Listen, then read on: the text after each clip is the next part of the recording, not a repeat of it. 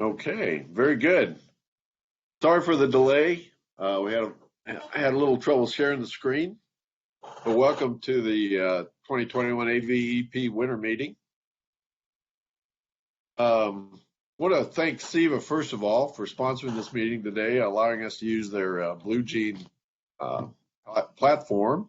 Thanks to Andy Long and Kim Gladstone. I don't know if you want to say anything, Kim, or I don't know if Andy's on or not. Good morning. You're welcome. Very welcome. Okay. Thank you very much. Our agenda today, as you can see on that I sent out before, this has really changed. So we'll go on with the agenda here. First of all, we have to have our confidentiality statement. You can read here. We put this together some time ago, and just want to make sure that nobody shares links and information from this that not to non-members. So we want to keep this as confidential as possible. First of all, I wanted to say that, give a overview of what we have in the bank, our assets. Right now, as of yesterday, I'm still getting dues money in, but we have $14,351 in the bank. I have not paid the AAAP for our preceptorship yet, which is $1,300. I'll have to do that pretty soon.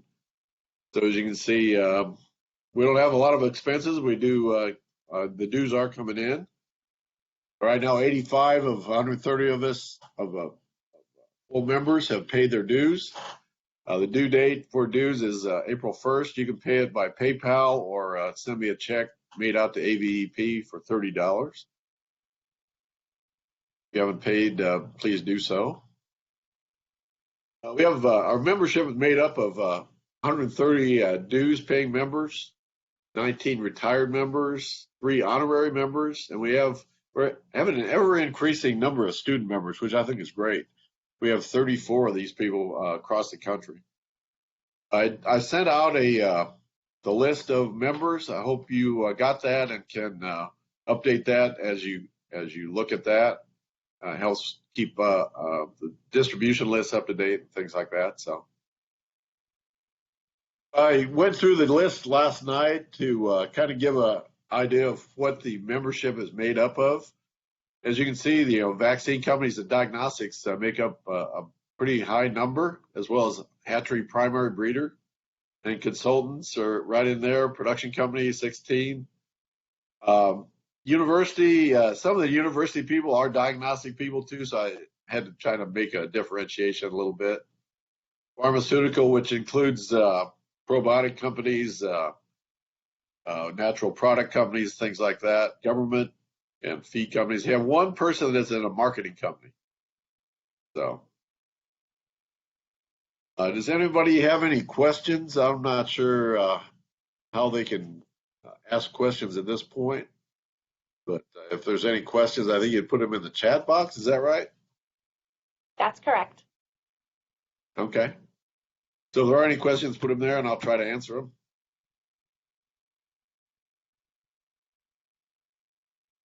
Yes, I need to stop sharing my screen, right?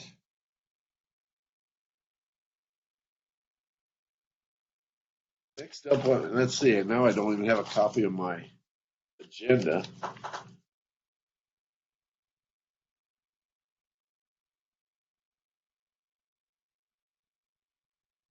Thing is, Dan Wilson up next for talking about Clostridial dermatitis. Is that right, Dan?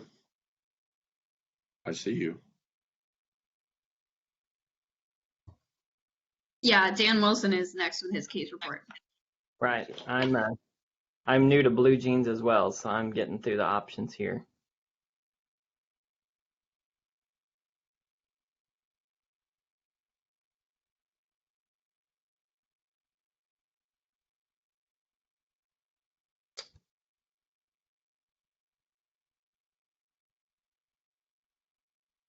Also see your saber with the mountains and the ocean. Can you see anything yet?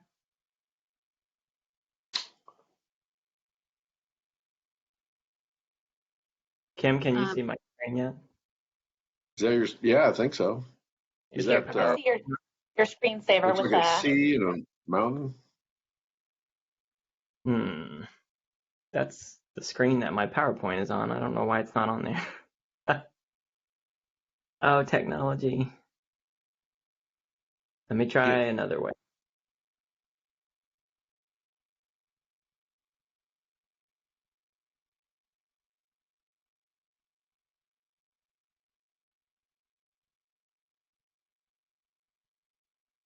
yep. How about now? now I can see your PowerPoint. Is it presentation mode? Yes, now it is.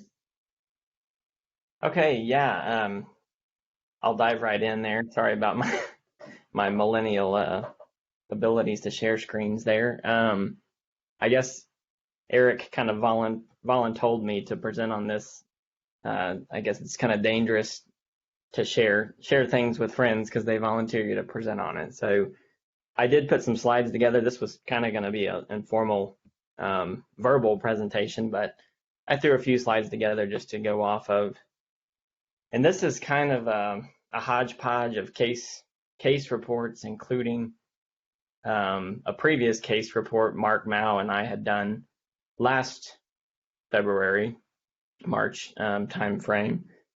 Kind of a continuation to our erysipelas in colony cage layer discussions. So I put together a little bit of a timeline here for those that weren't on any of the meetings last year where we presented on this. In February of 2020, we had 2 colony cage layer houses on the same complex with elevated mortality. This complex is in northern Indiana. Previously, no significant mortality issues. At the time of posting birds, they did have some unusual septicemia lesions. Spleens were rather large compared to typical E. coli septicemia. We did submit for culture, and this came back surprisingly as erysipelas in colony cage layers. Further sequencing indicated this was a turkey erysipelas. We tried a variety of things, improving mortality removal. We tried live vaccination of the flocks.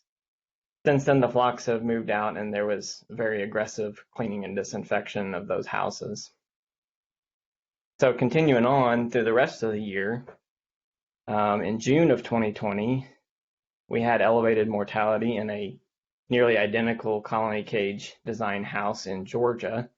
I think some of the clinicians and staff from PDRC are on the call. They can throw in some additional notes too if they want. But this flock did have a history of some notable IBD challenge and uniformity issues as pullets.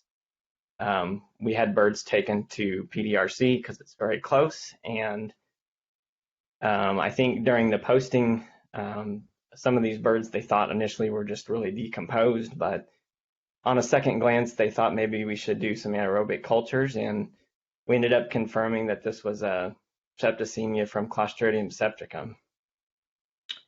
That flock continued to have high mortality until move out in the fall. In October of 2020, we had a elevated mortality in a standard battery cage design house in Missouri. These birds went to the Missouri VDL, which Dan Shaw looked at. Culture on organs and bone marrow revealed Clostridium as well.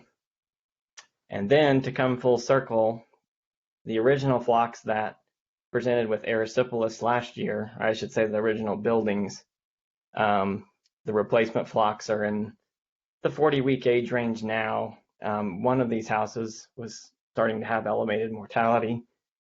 We were suspicious that the erysipelas was going to be a problem on this second flock.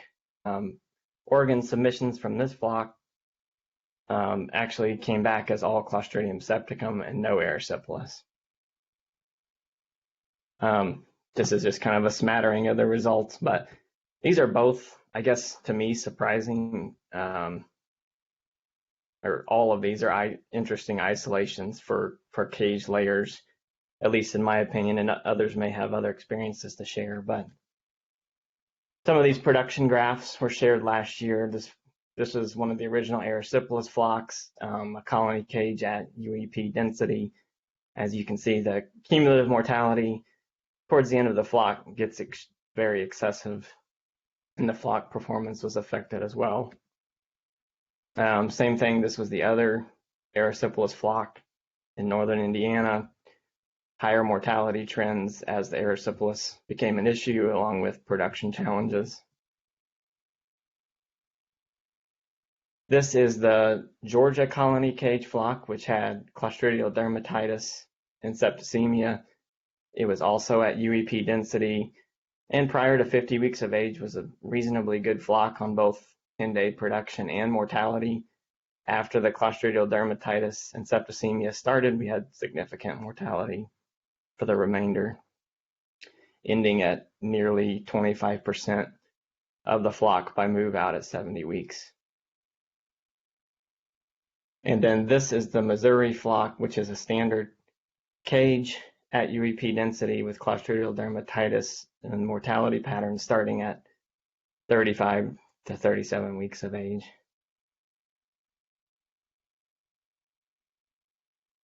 And then this is, as of last month, a current flock in the repeat house, which had erysipelas problems before and now is determined as a Clostridial septicemia and dermatitis.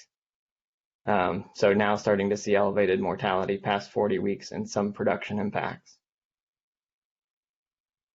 I didn't take a whole lot of pictures for some of these cases. At the time, I didn't think they were going to be anything remarkable, so I didn't gather much for images, but these were some skin wounds that occurred in some of these colony cages. Obviously, most birds didn't have skin trauma this apparent. These were just example birds of various lacerations or cuts that they had had.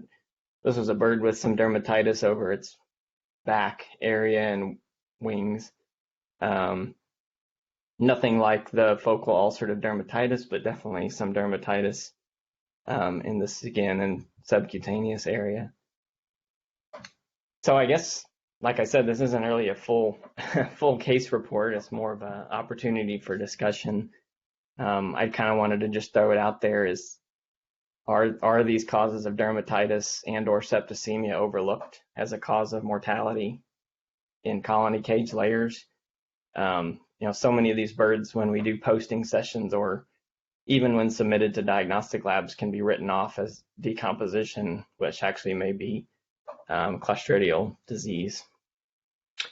We're seeing what appears to be a fair amount of colony cage design issues, which cause skin trauma, whether that's exposed metal or other parts of the design. And then behavioral issues in these colony cage style flocks can be an issue, including flightiness due to the cage height and dimensions, lighting issues, and some of these house designs do have what appears to be more noise with different pieces of the metal components that make quite a racket whenever birds run into them. And then the final question was, do we overlook other causes of septicemia in layers? I know personally when I do field necropsies, I don't do a terrific job of inspecting all of the skin and subcutaneous areas. And we don't traditionally do as much anaerobic culture in layers or selective cultures for something like erysipelas. So yeah, that's the summary. So open for questions or input or discussions. So since there's time, I guess you have a few questions right now. Dr. Shah asked what the CAV status was of the birds, if you knew it. Correct. They were a purchased placement. They were not an internal hatchery. We don't traditionally check CAV status on each chick placement, but we assume that they have quality maternal transfer. The IBD that I mentioned in the one flock, there was notable bursal issues, edema, and some exudate in some of the bursas. tail feather pulling, and then obviously uniformity that came with that. And then someone asked if ectoparasites might have been part of the inciting reason for the dermatitis. Right. In all of these flocks, I don't think that if there were any ectoparasites, it would have been mild numbers of northern fowl mites. And from the flocks that I've seen personally, some of these went to diagnostic labs, but the ones I've seen personally and posted in the field did not have any other ectoparasite issues, and no northern fowl mites either. And then, oh, Okay, go ahead. Go ahead, Fran. Oh, I was just, someone asked if they were all leghorns and were they all the same strain? I'd have to go pull that up. They are all white leghorns. I would say there's probably a variety of strains in these different cases. But I will say flightiness Okay. has been a key issue behind some of the mortality events. The flightiness precedes the elevation in mortality from these diseases. You saw flightiness in the cage birds in Missouri? In the regular cages? Oh, I'm sorry, not that one. Mostly the colony cage. The Missouri. What do you did in the regular cages in Missouri? Say that again. What do you think triggered it in the standard cages in Missouri?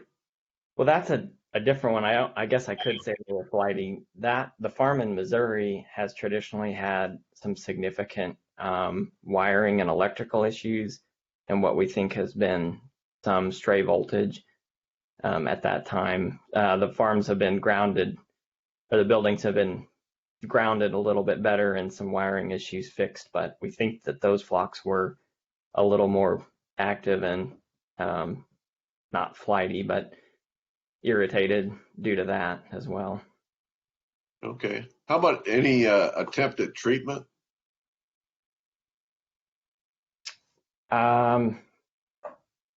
Summary, no, not for the Clostridium. No attempts at treatment. Okay.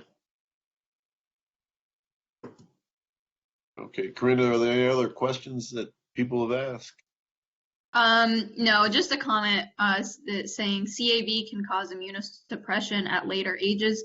Transcription is activated by estrogen.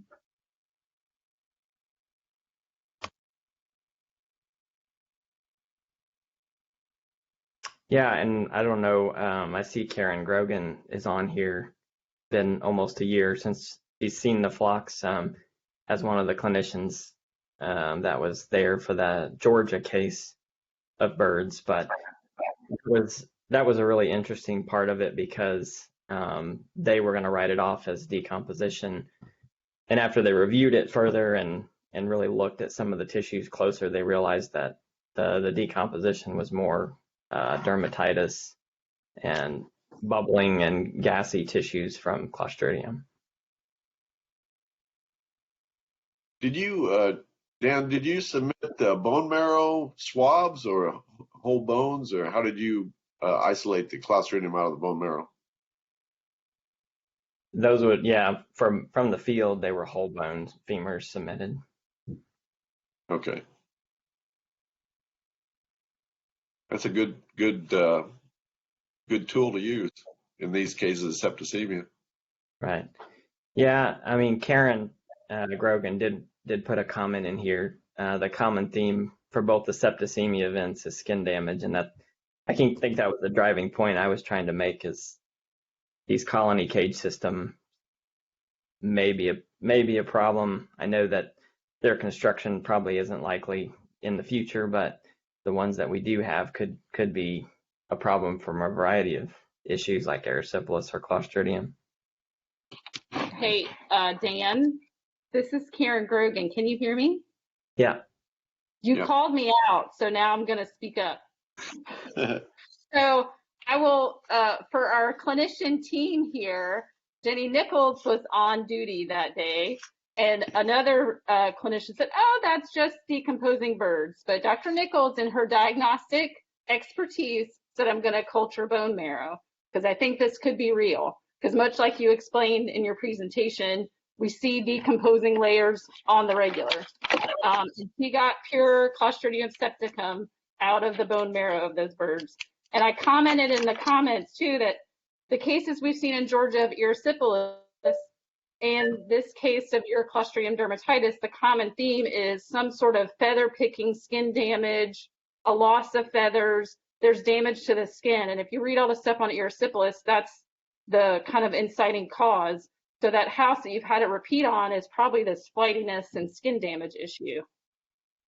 So Jenny Nichols gets the pat on the back for finding it in your Georgia case. Way to Yeah. go, Jenny. I think almost every time has been a surprise. I mean, the erysipelas was a surprise. All of the Clostridium isolations have been surprises. Although, I mean, we did see some unusual lesions. I know one of the septicemia birds did have some crepitus bubbling in the liver. But again, I thought, well, this bird might be just decomposed a little bit. So they're kind of surprises to me. I see that Alex Strouch had a comment on possible use of a disinfectant to mist the birds. Is that something you might consider? That was attempted on the erysipelas flocks previously, but not on any of the Clostridium challenges. Okay.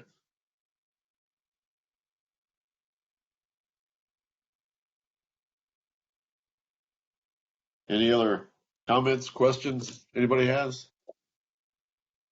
Now, if Ian can teach us about lighting, and so we can figure out lighting to make these flocks less flighty, we can figure it out.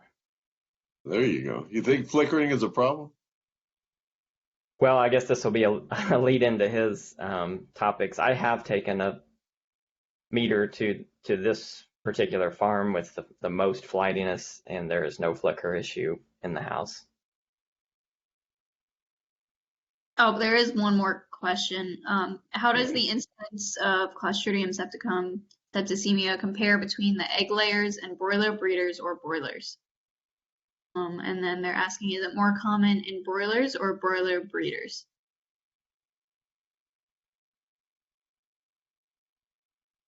I can't weigh in on that personally. I have no exposure to broiler breeders. Right.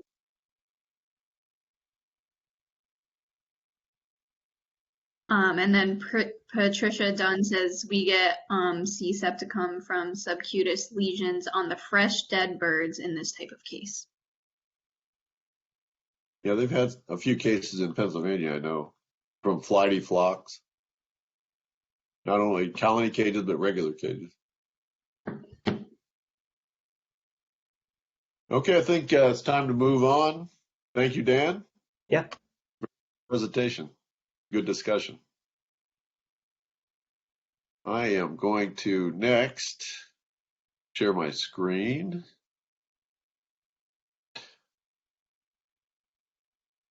And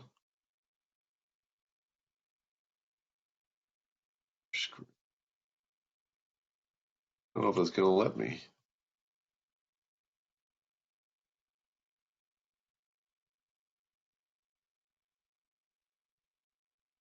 Okay. Can you see my screen yet? Not yet. Oh, huh. Wonder what's going on.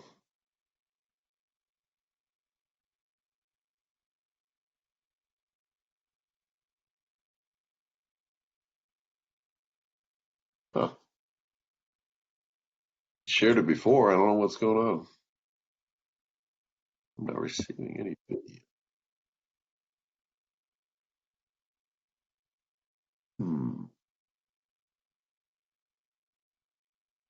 Oh, there it goes. Okay, now can you see it? Yes. Okay. It took a while to get going, I guess. So you can see that now? Yes. Okay. I have just a couple case reports from way back in 2005 that I don't think I've reported on before. They're kind of interesting. The first one being a malabsorption case in layers in Pennsylvania. that these were Highline W98s, 38 weeks old, in a standard cage house, high-rise cage house, standalone house, not in a complex. And the complaint was that the egg production suddenly went down 10%. Body weights have been dropping over a couple week period now, like 0.07 pounds, and mortality increased.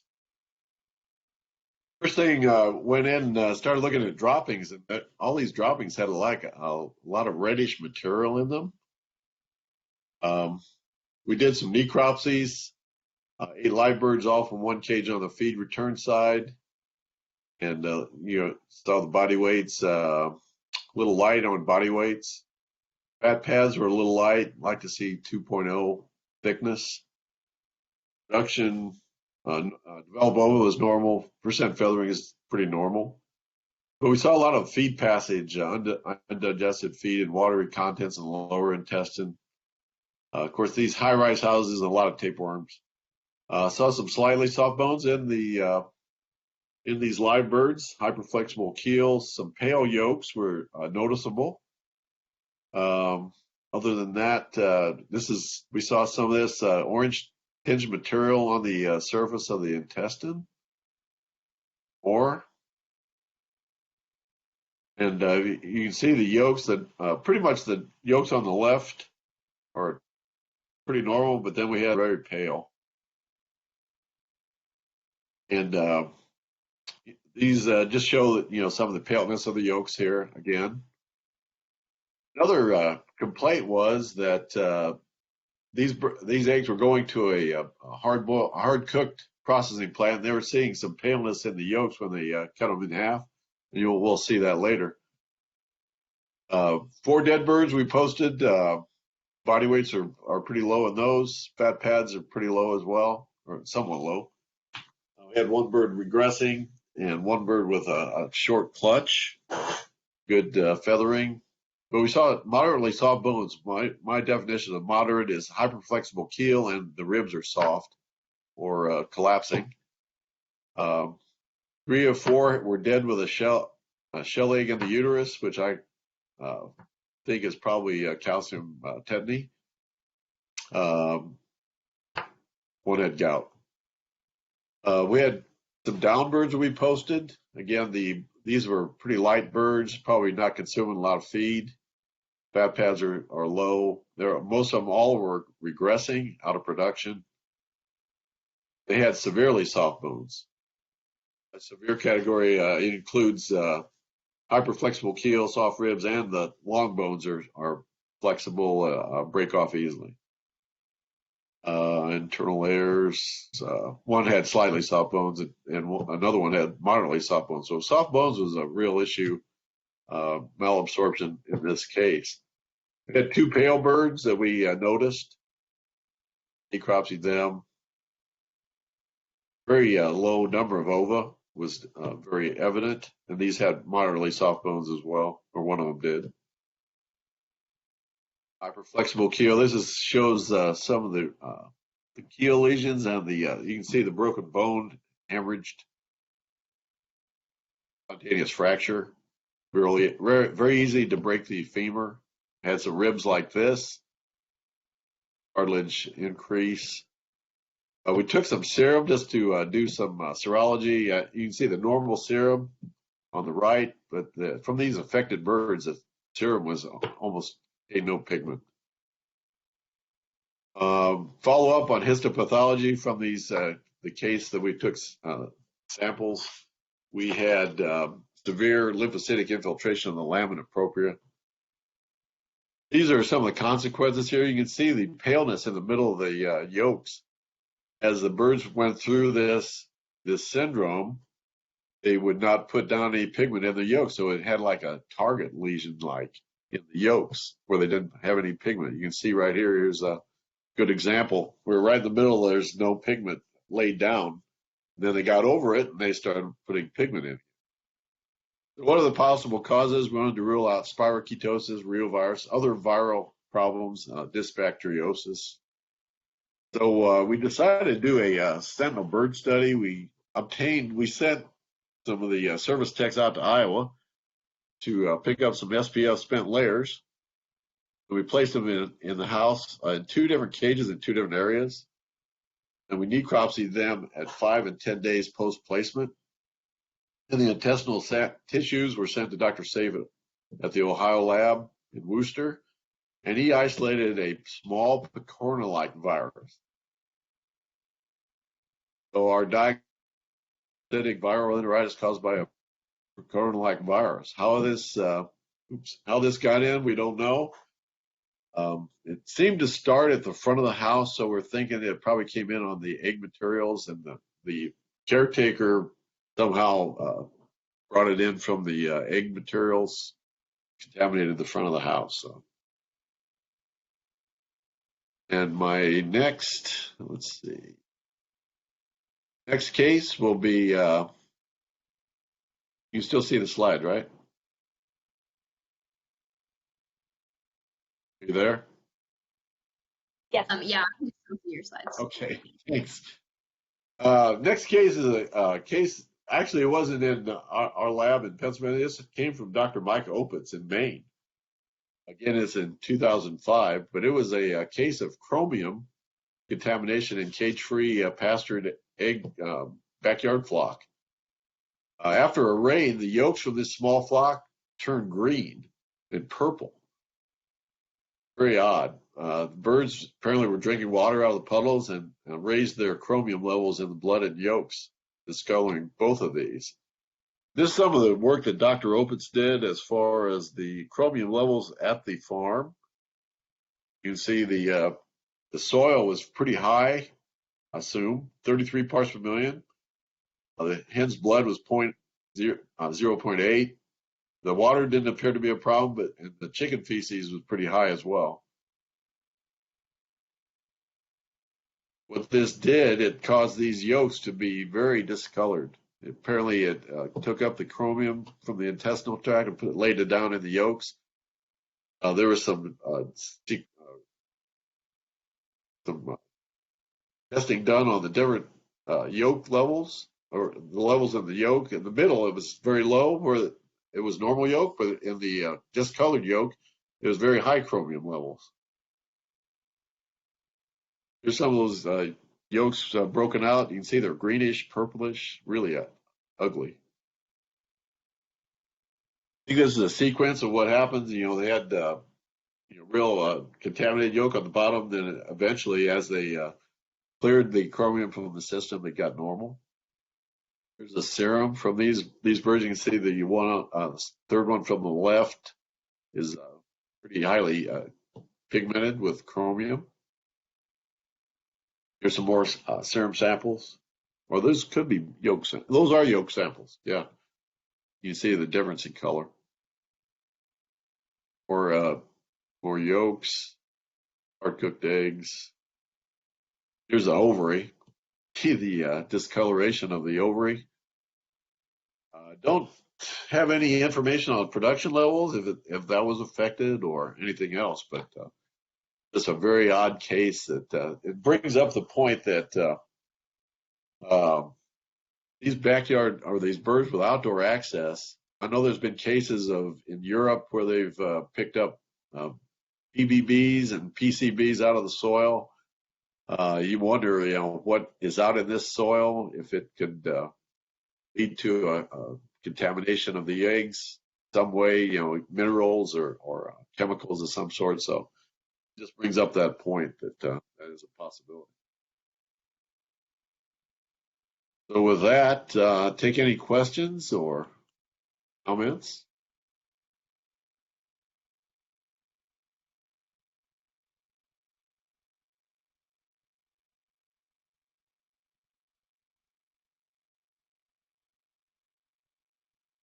Still there?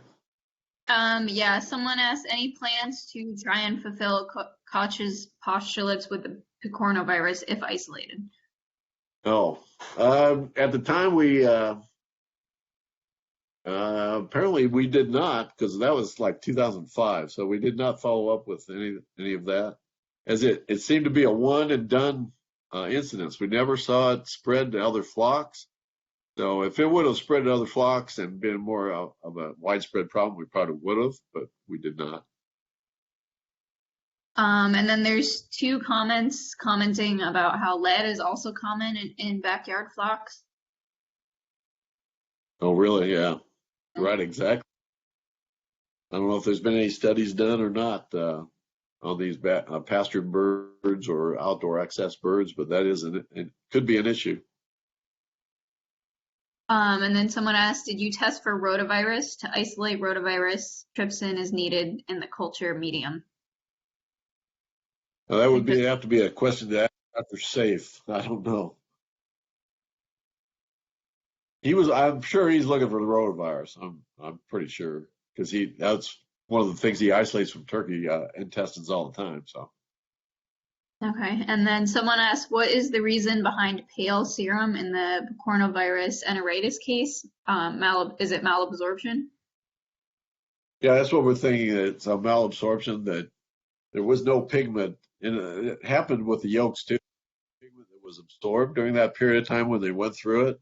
Apparently the swelling and the damage done to the intestine caused them not to absorb pigment. And so the serum, the yolk, was all devoid of pigment. And then for the first case, was any feed analysis done to check the calcium phosphorus ratio and vitamin D levels? Yeah, those were, as far as I can remember, those were checked and they were all normal.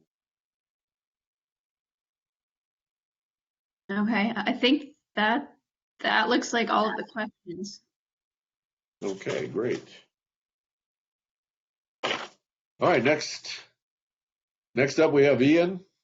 Ian is going to present on the understanding light flicker and measurement. So hopefully Ian can get on and share his screen. Okay. Let's see how we can do this here.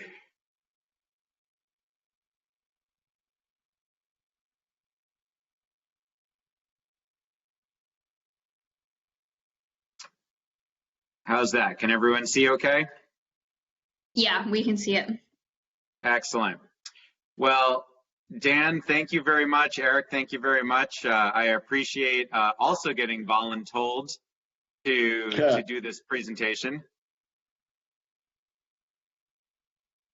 So I got an inquiry. We had there's a very nice article that went out in the Poultry Times talking about light flicker and lighting management and the challenges of LEDs. And so I wanted to share some of my experiences and understanding in managing light flicker and management, especially over the last couple months. We've had quite a few issues.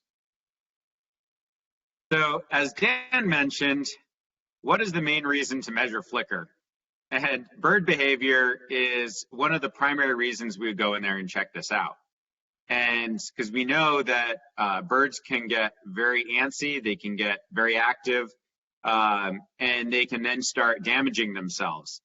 I remember a case that I had in colony cages that the farm was convinced that they had pox, but it really was the birds were bouncing up and down in a unenriched colony cage so much that they were just giving themselves head wounds.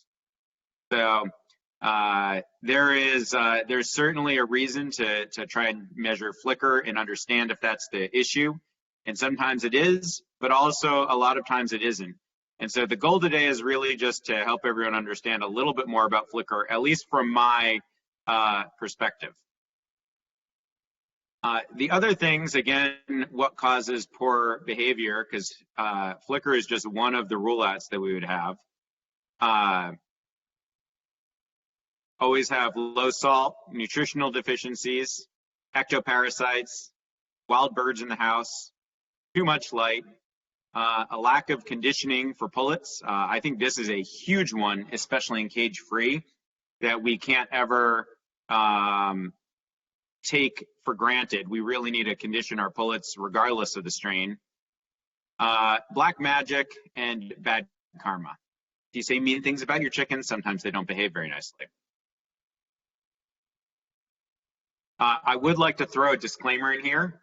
I am not, nor have ever been, an electrical engineer, but I do like playing with technological tools and gathering data and try to figure out difficult things, especially if it involves lighting, because I do rather enjoy working with lighting.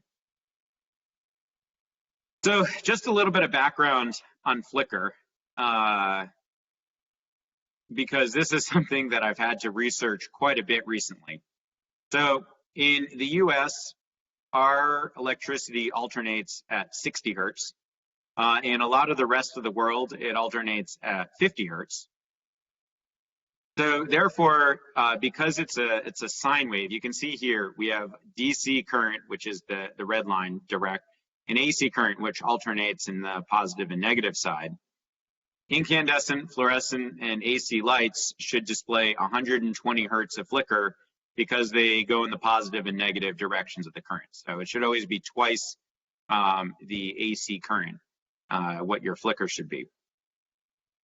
And DC lights, when you're measuring them, have a much, much higher hertz because there's no alternating current. So I'll show some data, but typically we should be in the 6,000, 10,000 range for measuring that because it's very, very imperceptible flicker.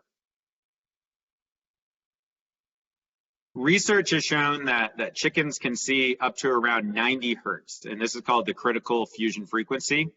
Anything higher than this is not visible to the chicken. So therefore, any normal AC lights, whether it's in US or the rest of the world, should not be visible to a chicken unless we have other problems. Humans can see only up to about 60 hertz, which is less than a chicken, but that creates the little gap where something could be imperceptible to us on the flicker side, but could be very visible to a chicken and be causing them some annoyance. And generally, we would say, as long as the flicker frequency is above the critical fusion, then humans or chickens should not be affected. So how do we measure flicker? There's a few different measurements, and for those of you who are lucky enough to have been playing around with a spectrometer, you'll notice that there's three main different areas that we would measure here. And so as we discussed before, flicker percentage and index are related to the type of light bulb and how it's being dimmed. And again, that 100 hertz is critical. So we have our flicker frequency, which is expressed in hertz or kilohertz. And so down here we have our this is a 60 hertz light, and I'll show you that one in a second. This would be bad for chickens. We have our flicker percentage, which is 0 to no percent or 100% or up to 100%. Basically anything, most lights will have a flicker in here. And this goes into the other area of what is good or what is bad, and that's something that's very hard to tell because we don't have a lot of research on this per se. And then we have our flicker index, and I'll be honest, I don't understand the flicker index a lot because that changes and is variable.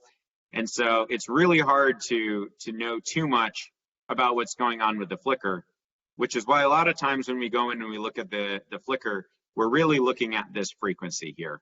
And making sure it's above that critical threshold.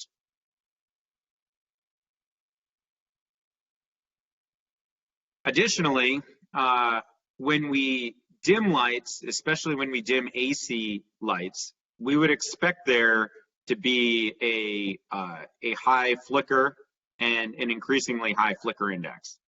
And so going back here, we do feel that flicker index closer to 0 is better. Flicker index closer to 1 is probably worse. But again, we see this all over the place, and it doesn't always correlate to good or bad flocks. So this is what we would expect to see for lights being flickered. And you'll notice that lights are the worst when they are flickering or when they're dimmed to about 50%. And that's because of how most LED light dimmers work, where they cut off part of that signal. And this is, we're going to discuss this a little bit later, but this is why For any light that's going to be dimmed, I prefer using a DC light because that will dim a lot better given the normal circumstances. I wanted to show you some actual lighting because one of the issues that we started with when we started talking about light flicker is people taking slow motion videos on their phones and saying, look at all this flicker. And so the first thing that I really just wanted to explain a little bit, as some lighting experts explained to me, why you would see flicker on if you did a slow motion video on your phone, and what we can, how we can explain that to other people. So first of all, flicker from slow motion cameras on phones. Whenever we take a normal video on our phones, it's shooting at 30 frames per second. And this is designed to match up in the US with our 60 hertz electrical current. That way, there's no difference between the amount of frames that are being shot and the hertz of the electricity. And at 30 frames per second, humans cannot perceive this. It goes fast enough that we cannot see it. When we do a slow motion video, and if any of, I know this is for iPhones, I don't know about for Android phones, but when you do slow motion, it'll have usually a 240, a 120, and some phones will even go slower than that, where you can do a 480 or a 960 in terms of slow motion. You'll usually see that up in the corner, and so you can change the speed that it detects or that it records at. So the 240 frames per second is 1/6 the speed, and this slows it down enough that we can actually see the electric waves pulsing through a normal AC bulb. And a slow motion of 120 frames per second is 1/3 the speed, and you cannot see that typically for 120 hertz because it's going at the same speed, so you can't really detect that flicker. So this is a little bit inception here, but you can. This is when I was creating this presentation. This is my normal work setup and the desk lamp I have, which is a normal LED bulb in an AC socket. And so if we'll do the 120 frames per second first. So this is slow motion, but when you run it, you can't see any flicker. It's just, if you could see something else, it would be going in slow motion, but looking at this lamp, it's normal. As we move to the 240, you have to look closely, but you'll be able to see the flickering of this. And I think it's a little bit too small to really see the flickering too well. But that's fortunate because I have another one here, which hopefully would be a little bit easier.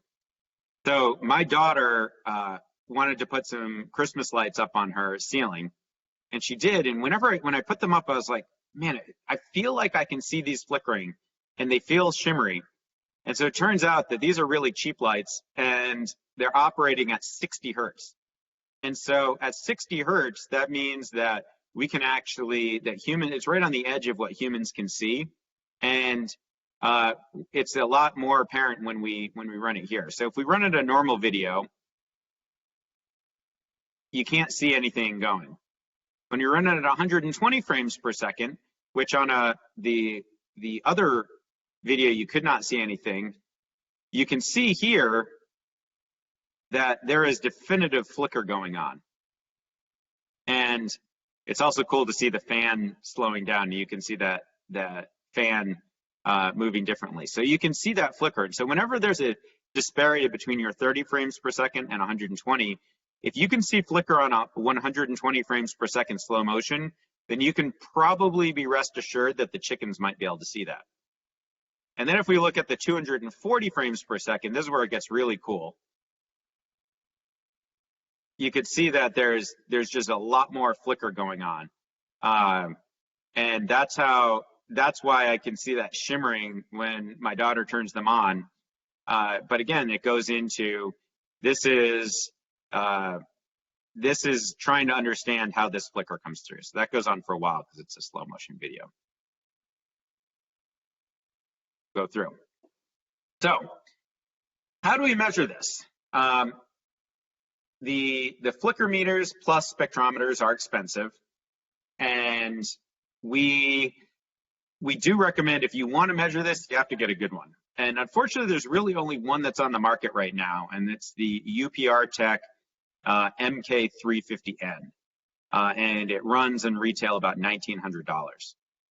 I would say, however, that the reason for getting this is not to measure flicker, because flicker is a little bit hard, and if you have flicker, then you really need to bring an electrician in, because there's a lot of reasons why you might have that. You have dirty electricity, but it is really nice having a good spectrometer in order to measure lights, because as we know, with LED lights, there's so many different colors that are being measured these days that you are much more likely to have that, and I'm going to go in and show why.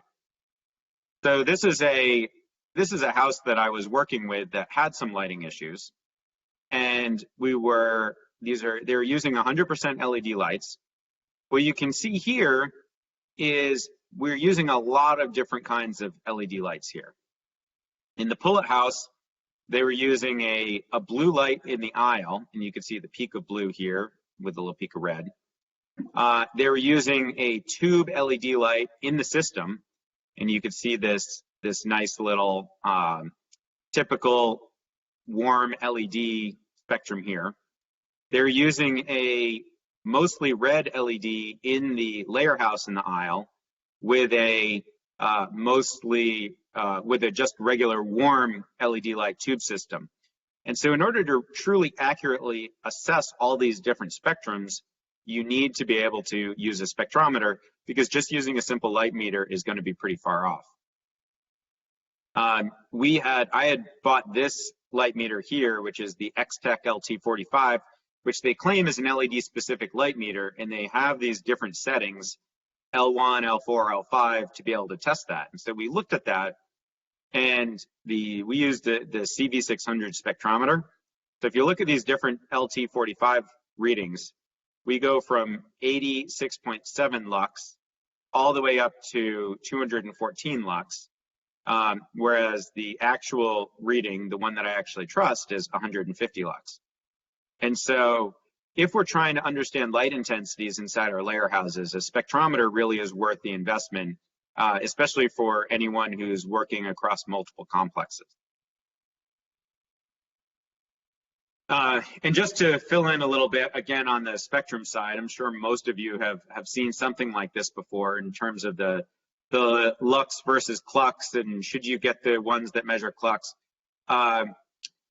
This is the human CIE curve, the dotted line, and the chicken CIE curve with the solid line. And the idea for the clux is it measures these higher chicken outputs here. I really don't care about clux, because light intensity is going to be pretty relative, and chickens, we can assume, are always going to see about 25 to 50% better than we can anyways. And so from my point of view, it doesn't matter if you have lux or clux, as long as you know the actual light intensity and the relative light intensity between two different locations in the barn. That ultimately is what we care about. Another interesting one, and again, this is an old paper, but if you look at what the human CIE curve is usually projected versus, this was a study that they did. They were looking at turkeys, ducks, humans, and doing an actual test looking at the spectral sensitivity for the different wavelengths. And so this red line is humans versus the gray line here. And it turns out that humans might actually be able to see the blue lights better than has been reported, or better than our standard is. And we can, but what's really true is we cannot see nearly as well in the red lights. So what this means is that we typically might be able to see better in blue light than in red light, but that is unfortunate, because especially in layer houses, we have a lot of red lights. So that means that still chickens can see a lot better in red light than humans can. And then, of course, trying to understand different lighting environments. The other reason we use a spectrometer is as we move more into free range and to cage free, we're going to be dealing with a lot of different lighting environments. just in this one picture alone here, we've got sunlight coming in through the pophole, we've got sunlight coming in through the blue curtains, and we've got regular LEDs from the ceiling, and we have LEDs within the system. And so we have a lot of different light sources. And so understanding and being able to go through and being fluent as a poultry veterinarian for what the different spectrums should look like and how we need to measure them, I think is important. Especially as welfare organizations are starting to say we need access to natural light, we need access to these different kinds of spectrums. The more we know, the better. So, and then just an example of the differences between what we see for inside and outside. This is the same barn outside where you're dealing with 65,000, almost 66,000 lux. And this is our nice sunlight curve of spectrum. And then inside we had a warm LED. We were down at 107 lux, and we had our normal warm LED curve here. So chickens deal with a lot of different spectrums, and us understanding them is very helpful to being able to do our jobs. So for my last slide, just wanted to talk about it because we get questions a lot about what bulbs we should recommend. And I generally class bulbs into 3 different areas. We have our general A19 LEDs. It's the one that most of us have in our houses. It's the one you go to Menards and buy a big 20 pack of to screw into the jelly jars. One of the conclusions that we've come to on these bulbs is it's better if we try not to dim them. If we want to dim them, sometimes it's just better to get a lower wattage bulb. And instead of putting an 8-watt bulb in, try and put a 6-watt or a 4-watt bulb in and dim it that way. And that way, the lights are always at 100%, and you don't have to deal with any of those dimming flicker issues. And that can be helpful in terms of dealing with it. For bigger houses, that's not really what a lot of people want to hear, but that certainly is a lot less expensive than poultry-specific LEDs. So the next ones, we have our poultry and agriculture-specific LEDs. These are quite expensive, and they come both in the AC and DC side. And this is where we've gotten quite a bit of change over the last 5 years that I've been dealing with LED bulbs. Because we see a lot of rope lights now, and rope lights, I love them for light distribution.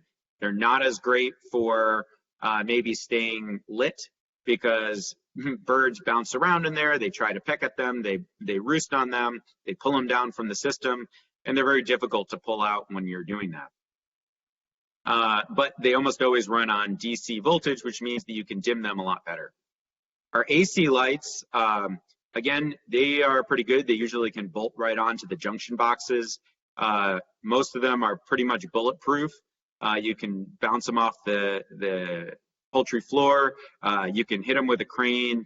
You can hit them with a poultry cart, and they're not going to bounce around too much because they've been pretty good about making them really tough.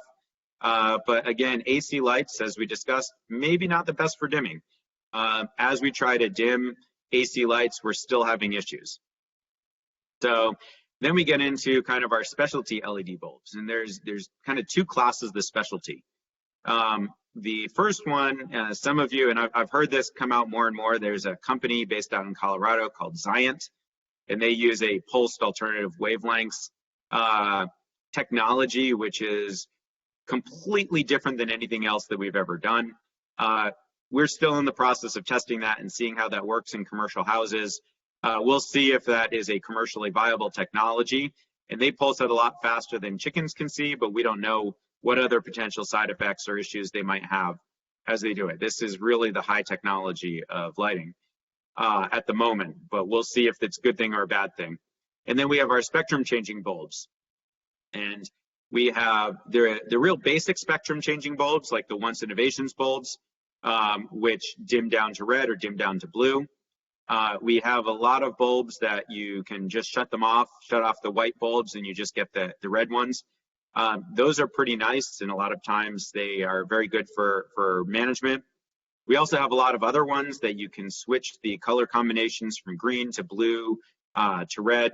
And we know that playing around with wavelengths is the next real advancement in lighting technology, because some basic research has shown that if you play around with the wavelengths, you can potentially get better production.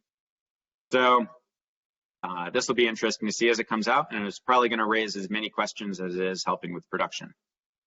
So that's the presentation, and let me see if I can, I'll stop sharing here, and we'll take any questions that we have here. So Ian, do you want to know the results of the poll? Yes, please. Okay, so do you have a light meter or a spectrometer?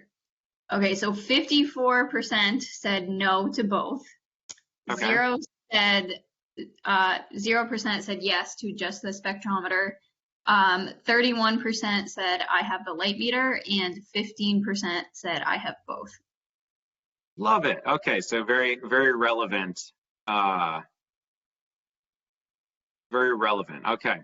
Well, hopefully, I don't know if all of you are going to go out and go buy a $1,900 spectrometer now, but certainly that's what, unfortunately, I would recommend for the most part, especially as we're dealing with all these different technologies. So, are there any comments or questions that anyone has about lighting? Let's see. I have a Mike put something. There's a source of jumpy birds is wind turbines. That's very interesting. So, and yeah, Mike also said he has good luck leaving lights on 100% bright and turning blocks of lights off. Yeah, I think this may be one of the fastest things that we can do, is try and have people do lights 100% on and then do it. I've heard of a few farms that are actually building that in, that they're putting every other light on its own circuit, so that way they can turn half the lights off, every other light off immediately, and use that as the dimming. So that's something that we see more and more. The trickle voltage, that's interesting. Yeah, that's was it, Mike, was that preventing the lights from turning all the way off, or was that feeding in and creating some weird energy in the house?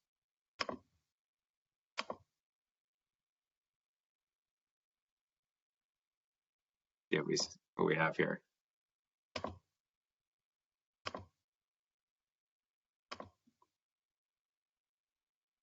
Okay. Well, do we have any other lighting or flicker questions from the group here? Well, I guess I had a question. You kind of answered it in the last slide. So I guess like sometimes when you're having issues with peckouts and the advice is to dim the lights, if you have those AC lights, you potentially are making the problem worse. Is that right? Correct. Yep. Okay. Yep. And so that's where we might consider, taking out, especially if the birds know where the feeders are, you might consider trying to take out every other light, or using a physical control method, like putting, I know we've done this in quite a few houses, putting red solo cups up, or some other type of physical barrier to dim the light instead of actually dimming. And it is a challenge, and especially there's not that many commercial agriculture LED companies out there, and you guys all know the main players, and I don't think that they've done a great job managing this, and there's not been a lot of research necessarily into this on the big scale. And the other component, and Dr. Beckman made this case the other day, just that the technology has been changing so fast that a lot of people who were building cage-free or installed stuff 2, 3, 4 years ago can't even get replacements for those same lights, because the lights have already changed since then. And so we're dealing with an increase in technology, which is fantastic because LED lights are a good thing in the end, but a lot of them aren't backwards compatible, and it's been a real challenge. So, okay, I have another question here. It says, do you have experience with game birds and lighting? Unfortunately, I do not. But I imagine that given the presentation or the slide that I showed that showed the curves of the turkeys, ducks, most of the game birds also have a very similar curve. So in terms of the problems that you would face, I think that they would be very similar to with poultry in terms of dealing with flicker, dealing with spectrum, and certainly on the needing red spectrum to come into maturity, that all would be fairly equivocal. But if there's specific issues regarding behavior with game birds, I know game birds as much as I know elephants, and I don't know either of those. Ian, this is Eric. Can you expand on the DC lights? Are those the strip lights or what? So not every strip light is a DC light, but the DC lights, you can usually tell because most of them run at either a 24 or 48 volt direct current. And so direct current lights, I've really enjoyed working with them. The biggest problem with direct current lights are that you can't, if you do a retrofit to put them in, you have to put in an entirely new electrical system. And so for anyone who is building a new barn, I would very, very, very strongly recommend go with DC lights, at least in the system, because that's one of the most important areas for dimming. So put a DC light in the system. You can put an AC light on the ceiling where you can access it easily for the aisle or for underneath the system, but absolutely put a DC light in the system. And if you put that in from the beginning, generally you're not going to be sorry about that. The DC lights work pretty well and they're pretty robust.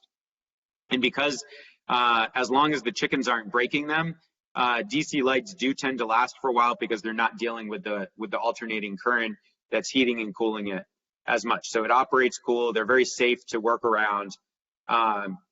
And then also the other component, and this is more an issue in, we've seen this issue in various places, not always in the US, but certainly in some places.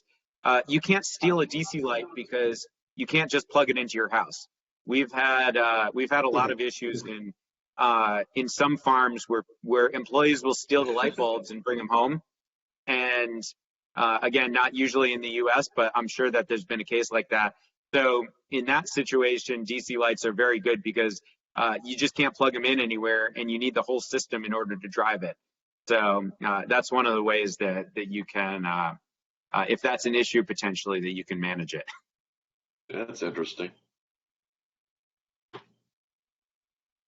Okay, we have any more comments or questions for Ian?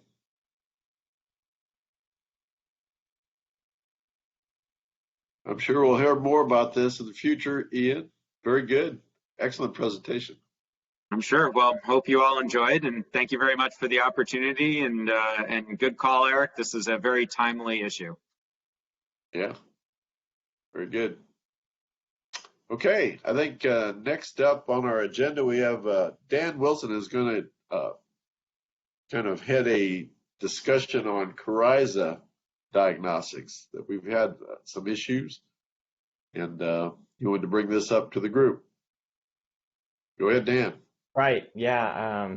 I wouldn't say issues specifically, but I did want it on the agenda as a discussion point. I don't really want to volunteer any particular person, but I do see some extension and diagnostic vets on the call today. I guess from a field veterinary perspective, over the last few years, we've had more layer cases around the Midwest than previous. Slowly getting more Coryza diagnostics available in these areas, but my question is, what is the current update on Coryza diagnostics, preferred samples? should we be trusting the PCR by itself, or should we be verifying every positive result with a culture before we proclaim a coryza infection? I don't know. I see Rodrigo on here. I don't know if you would be willing to give an update from your perspective. Are we able to unmute people if they want to contribute? Yes, we can do that. Okay. Could you unmute Rodrigo Gallardo?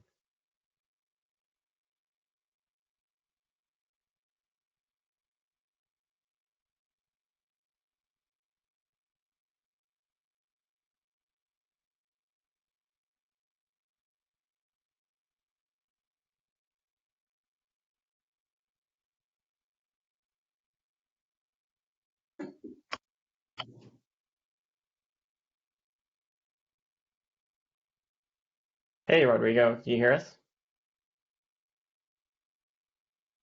Yes, I do. Do you guys hear me? Yep. Yes. Okay, great.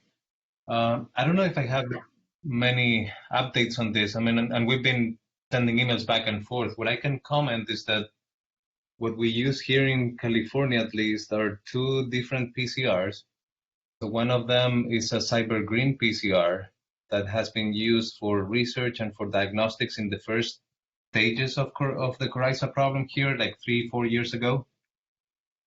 That PCR is was tested and validated for different, pathogens. We know that it doesn't interfere with any of the pathogens that we commonly can isolate from hands. The other one, which is the one that it's mostly used right now, and it's actually offered by our state laboratory, is a primer probe PCR for qPCR. And also was tested and validated and published. There's published results there, which are the two papers that we send you, Simone and I send you last week, I think. Having that said, I've issues that have PCR positive coryza cases that actually where you guys cannot see clinical outcomes. And my take from that.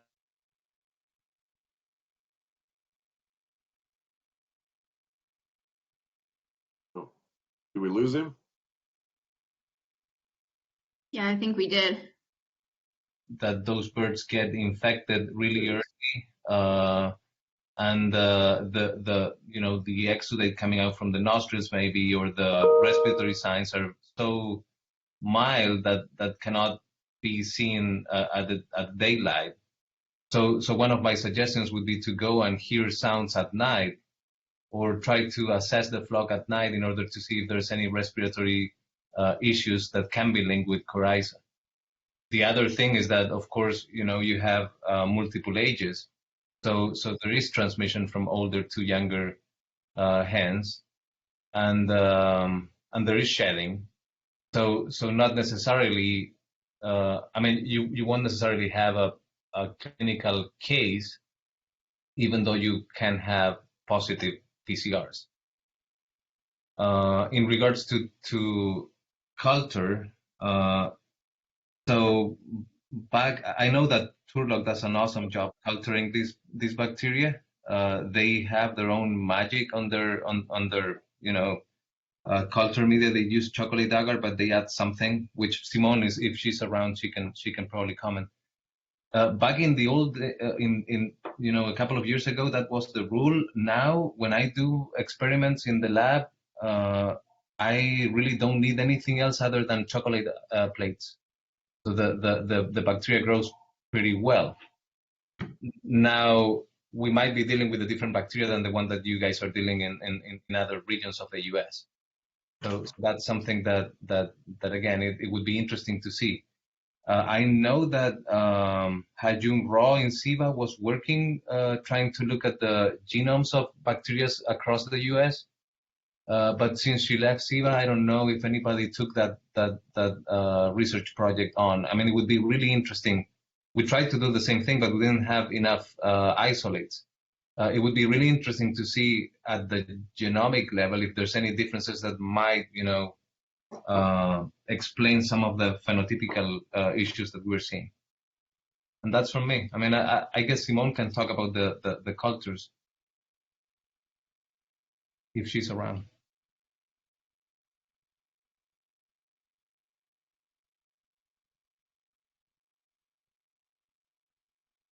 I know Mo has been working also on these coryza issues.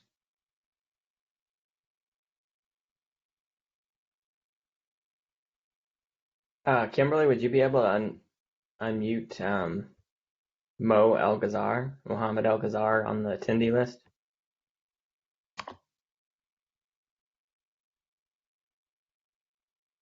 Yes, of course.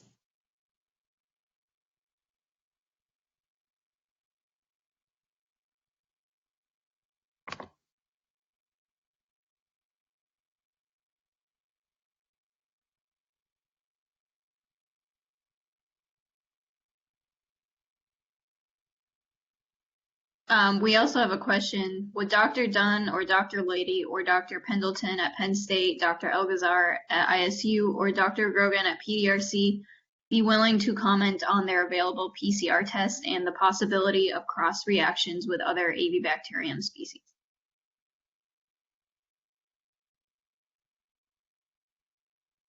Oh, yeah, Mo says his mic is not working and he is calling.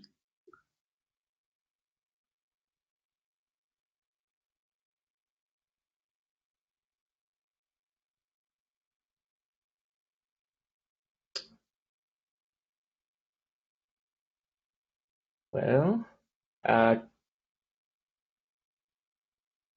So this is kind of a slow process. I answer Julie's question in the meantime. Yes, Yeah. go ahead.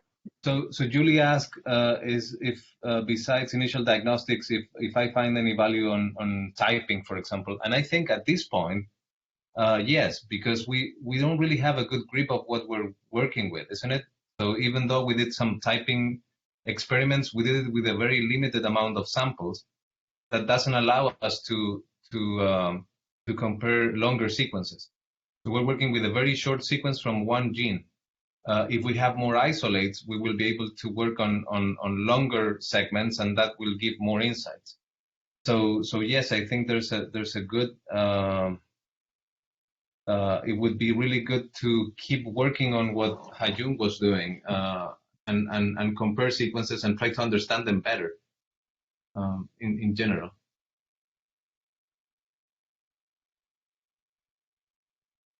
And then Kim, can you unmute Patricia Dunn?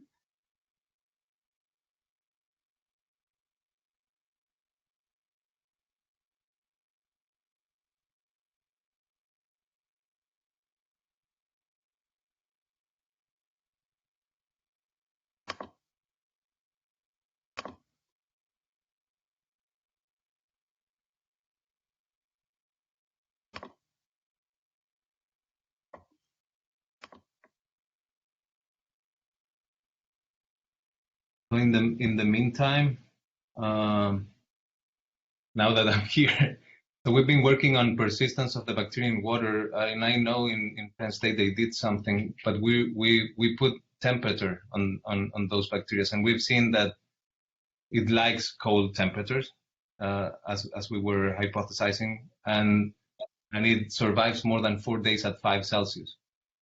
So, and then the other thing that we are looking now, it's what happens when you inactivate it to produce autogenous vaccines.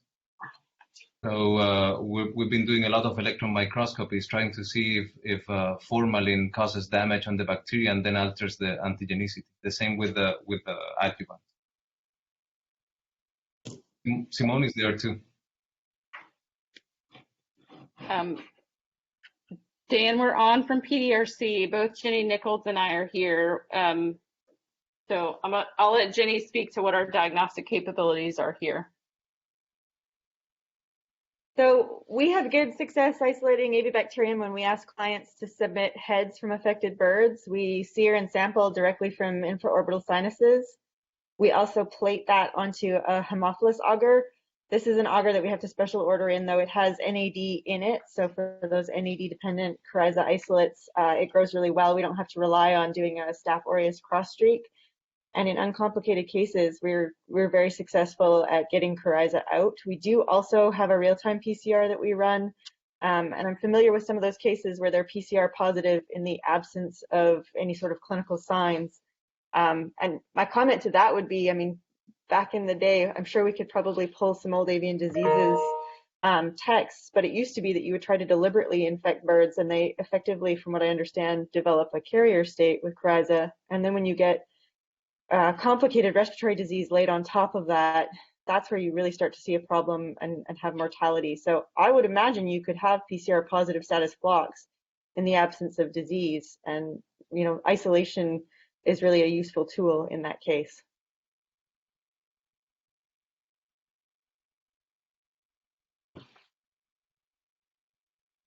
And then it looks like Patricia Dunn, you are unmuted now as well.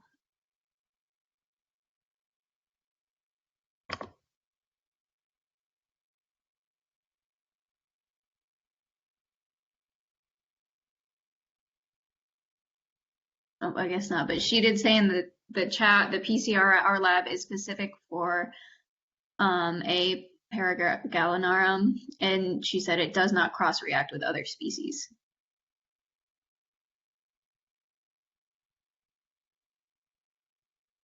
And then Simone Stout said there was no cross-reaction as well. I see Nancy Reimers is on the presenter list. Does she want to say something? You guys actually made Hey, me. Nancy.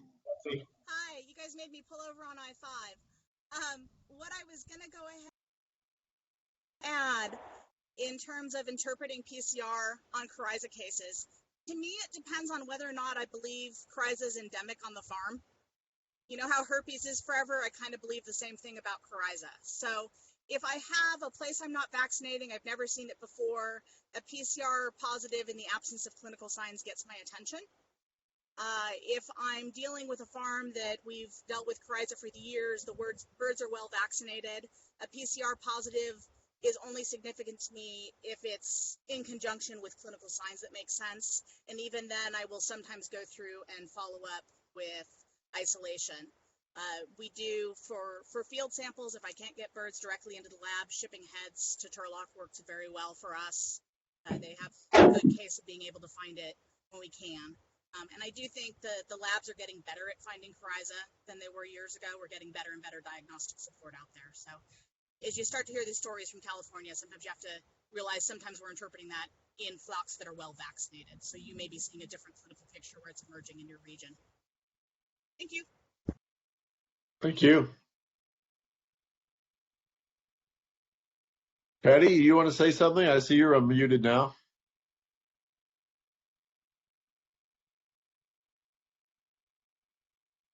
Hello, Patty. Huh. Go ahead. This is Jenny again from PDRC. I just want to say amen to what Nancy said. I agree 100%.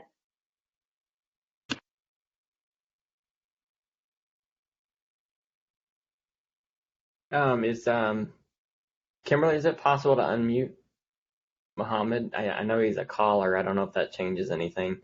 I know he's been working on this at Iowa State. Has the permission to, I gave him access.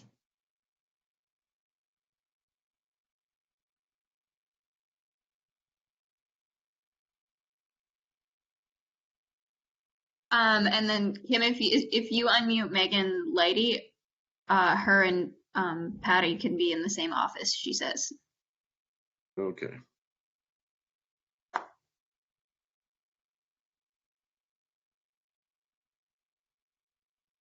Okay, I just gave her access. Okay.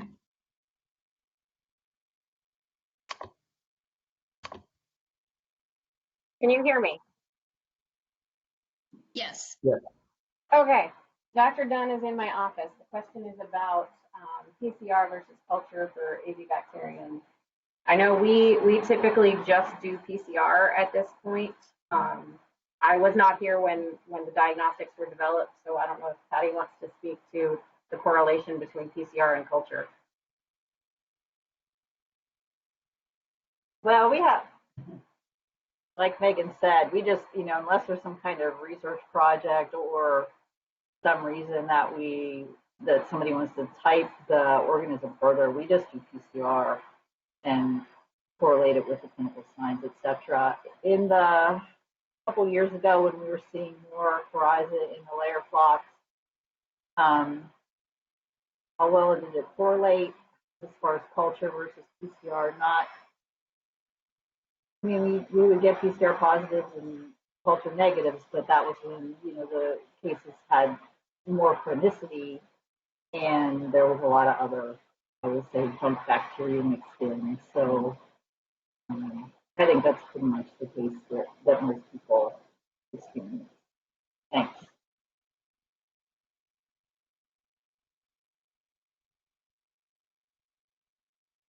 Okay, any other comments anybody has? I know during the Ohio outbreak there was some surveillance done in flocks in Ohio and Iowa that turned up PCR positive that confused us greatly, and they ended up being culture negative. So don't know where that came from, but that's what kind of stimulated this discussion, I think, partly. So Dan, do you have anything to add? Right. Yeah, I think Mo is still trying to get on. Sorry, Mo. I think Okay. you have permission to speak. I don't know what else we can do for your microphone, or sorry you're not able to speak today. And then Abby did put a comment in. She agrees PCR testing is helpful in diagnosing coryza, but from her experience, she would not rely solely on the positive PCR. Yeah. So I guess in summary, those are really all great comments from around the U.S. I think now as we get more curious in other parts of the country, I guess if we waved our magic wand and tested every layer farm in the U.S., I wonder what we would find uncomplicated or subclinical. But appreciate the input on the PCRs. It's just really new for some of us that don't have much coryza experience on interpretation of these results. Yeah, appreciate all the comments. Right, and Mo's prime comment that he wanted to share was that there should be a distinction between endemic situations like California and the situation in the Midwest. But yep, that is all I have on this topic. Okay. Again, I really appreciate all the input. Yeah. Okay. Is there any other news or information? Any other comments people want to make? Corinne, do you have anything else? I don't have anything else. At some point, I guess we're gonna have to decide how we're gonna do the summer meeting, because I guess AAAP is a hybrid, in person and online. So Yeah, that'll come later, I guess. yeah. In between that and the summer, we may have another video chat or video meeting. There's some things that came up on. I know Rocio Crespo has some information on a system, an app on dealing with low path AI or high path AI, and logistics that we may want to discuss later. So anyway, okay. Anything else for the good of the cause? Nope, I think we're good. Okay, I think well, with that, we'll end the meeting. Glad everybody could participate, and have a great weekend. Thanks.